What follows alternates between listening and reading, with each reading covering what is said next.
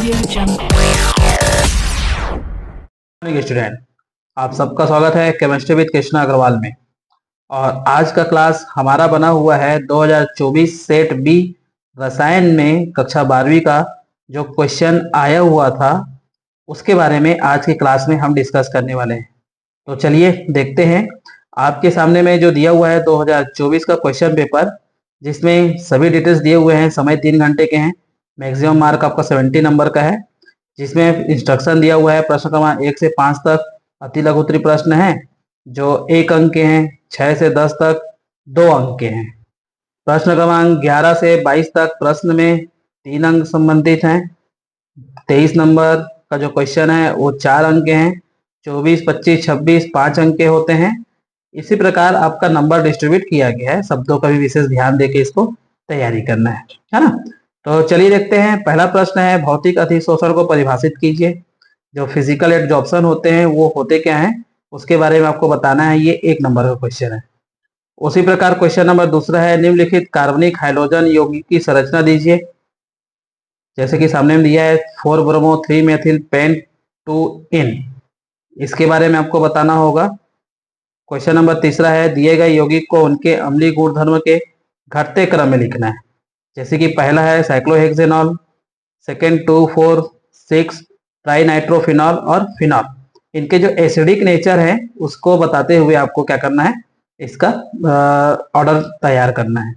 ठीक है। प्रश्न क्रमांक 4 बोलता है, निम्नलिखित को पूर्ण कीजिए। सेलुलोज खाली स्थान का एक रेखीय बहुलक है। बहुलक वाले चैप्टर में शायद हम लोग देखे हैं पहले में, ये क्वेश्चन में बहुत सारा पूछा जा रहा है बहुलक से। ठीक है, मतलब ये समझिए कि बहुलक से क्वेश्चन आना ही आना है। अपना ब्लूप्रिंट भी देखिएगा, उसमें आपको समझ में आएगा।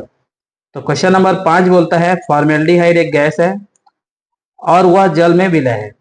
इसका उपयोग आपको देना है कि किस प्रकार रोगाणुनाशिक होता है और कथन के रूप में उसको बताना है। जैसे कि आगे एक चीज इसी में ऐड कर दिया गया है, फॉर्मेलिन क्या है, उसका एक मुख्य उपयोग क्या होता है। हम लोग देखेंगे कि फॉर्मेलिन का उपयोग ज्यादातर हर एग्जाम में पूछा जाता है। ठीक है, इसी में देखते हैं लघु उत्तरीय प्रश्न। प्रश्न क्रमांक 6, निम्नलिखित रासायनिक अभिक्रिया को पूर्ण कीजिए एवं रासायनिक अभिक्रिया का नाम बताइए। जैसे कि देखिए ये आपका दिया हुआ है कार्बिन एमीन अभिक्रिया, जिसमें क्लोरोफॉर्म का उपयोग किया जा रहा है प्राइमरी एमीन के साथ क्रिया करके पोटेशियम हाइड्रोक्साइड का यूज करके। ठीक है, तो इसमें जो बनता है, जैसे कि हम लोग जानते हैं आइसोसाइनेट का निर्माण होता है, वो आपको प्रैक्टिस करके अच्छे से लिखना है। चलिए अब देखते हैं प्रश्न क्रमांक 7, 20% द्रव्यमान पोटेशियम आयोडाइड के जलीय विलयन का घनत्व 1.202 ग्राम मिलीलीटर है। तो उस विलयन की मोलरता ज्ञात कीजिए, जबकि पोटेशियम तथा आयोडीन का आणविक द्रव्यमान लाइन से दिया हुआ है। देखिए 39 और 127।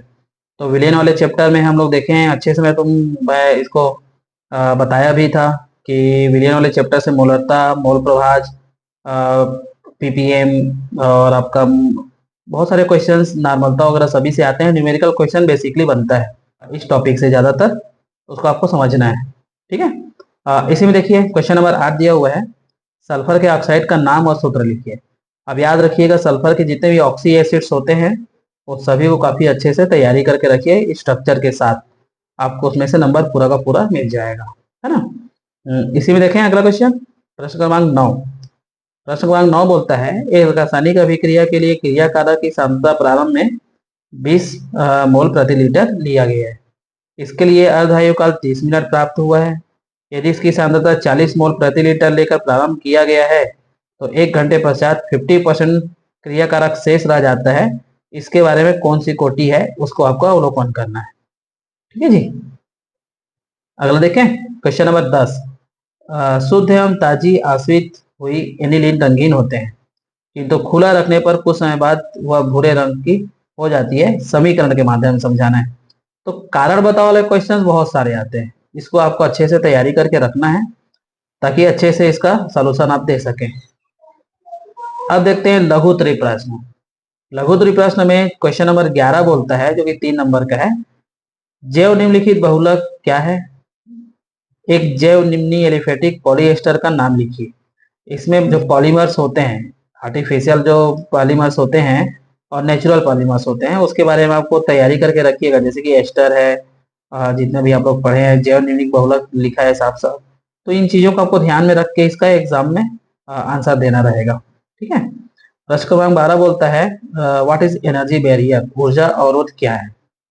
पहला है 1 नंबर का क्वेश्चन और उसी में 2 नंबर का नीचे दिया हुआ है, देखिए अभिक्रिया की दर व दर स्थिरांक में कोई दो अंतर लिखिए।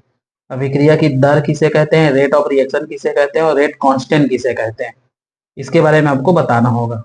ठीक है जी। क्वेश्चन नंबर 13 बोलता है निम्नलिखित उप सहसंयोजन यौगिकों के नाम लिखिए।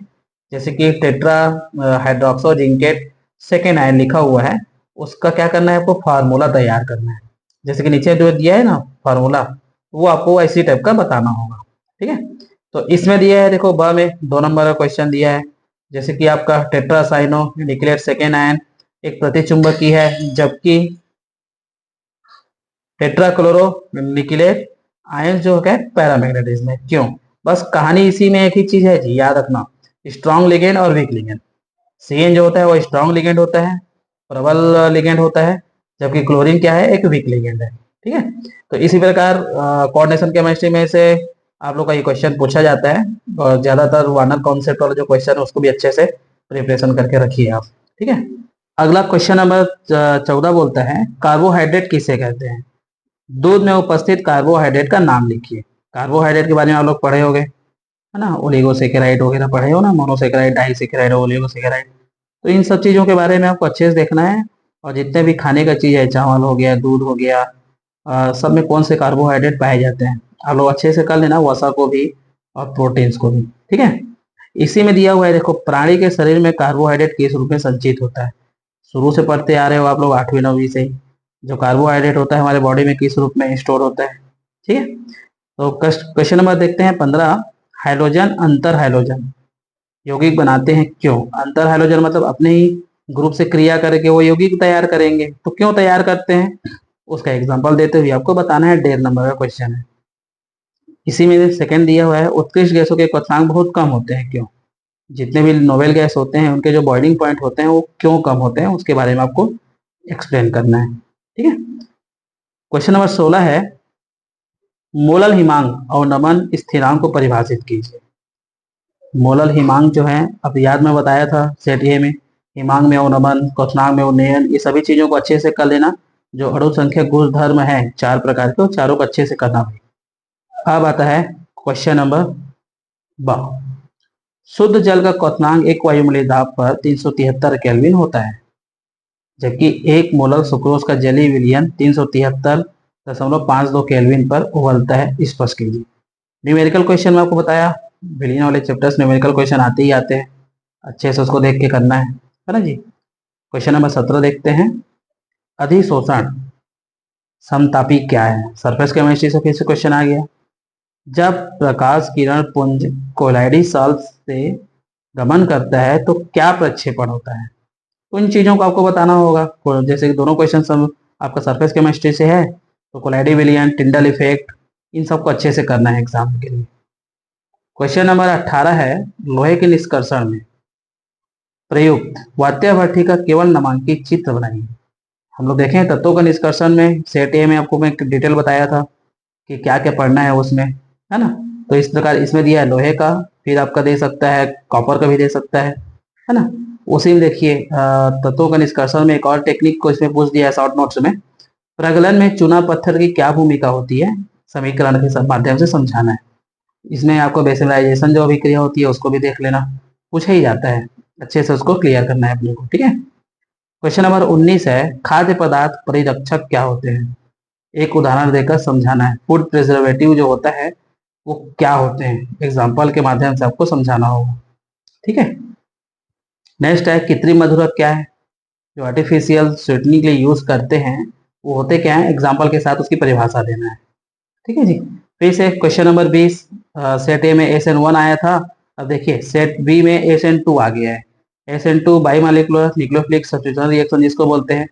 नाभिक स्नेही प्रतिस्थापन अभिक्रिया क्या है, एक उदाहरण के माध्यम से समझाना होगा आपको, है ना जी। प्रश्न क्रमांक 21 बोलता है अमोनिया बनाने की हाइबर विधि को निम्न बिंदुओं के आधार पर लिखिए।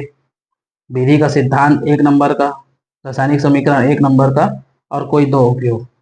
तो इस प्रकार कोई ना कोई टेक्निक आएगा ही आएगा बनाने की विधि में। ठीक है। चलिए आगे देखते हैं क्वेश्चन नंबर 22, फिनॉल की जल में विलेयता के कारण लिखिए। स्पष्ट करके आपको बताना होगा कि फिनॉल जल में विलय क्यों होता है। ठीक है, उसके बाद आता है केवल रासायनिक समीकरण लिखकर मुख्य उत्पाद का नाम लिखिए। जब हाइड्रोजन आयोडाइड बेंजील एथिल ईथर के साथ क्रिया करता है, तो रासायनिक अभिक्रिया इसका देना है और उत्पाद का नाम लिखना है। ये 2 नंबर का क्वेश्चन है आपका।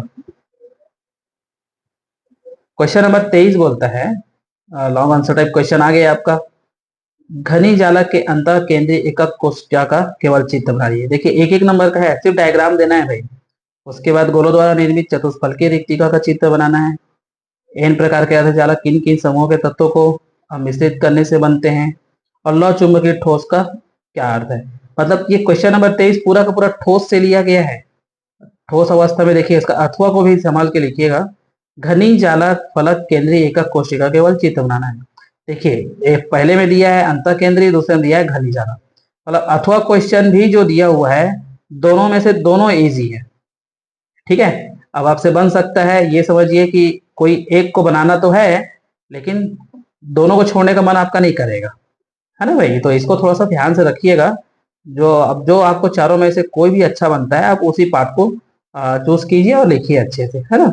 गोले द्वारा निर्मित अष्टफल की रिक्तिकाओं का चित्र बनाइए। पी प्रकार के अर्धचालक का क्या है, देखिए ऊपर में दिया हुआ है एन प्रकार के, अब आ गया पी प्रकार के। इसमें दिया है देखो द में प्रति लौह चुंबकीय ठोस का क्या अर्थ है। पहले में दिया था लौह चुंबकीय ठोस का क्या अर्थ है, मतलब ठोस को आपको बहुत अच्छे से करना है, चुंबकीय गुण को और इसका विद्युत गुण को। ठीक है, अब आता है क्वेश्चन नंबर 24, 5 नंबर का क्वेश्चन है आपका। एक मोलर कॉपर सल्फेट युक्त कॉपर सल्फेट कॉपर इलेक्ट्रोड एवं फिर से आगे स्टैंडर्ड हाइड्रोजन इलेक्ट्रोड को विद्युत रासायनिक सेल का नामांकित चित्र बनाकर उसका डिटेल बताना है और विद्युत वाहक बल की गणना करना है ना। पहले में हम लोग क्या देखे थे, कॉपर के बारे में देखे थे, कॉपर सल्फेट का, और मेरे हिसाब से पहले सेट ए में हम लोग किसका देखे थे, जिंक का देखे थे। तो इस प्रकार आपको क्या करना पड़ेगा, पूरा विद्युत रासायनिक सेल में हाइड्रोजन इलेक्ट्रोड का जो यूज किया गया है उसको देखते हुए बनाना है अच्छे से।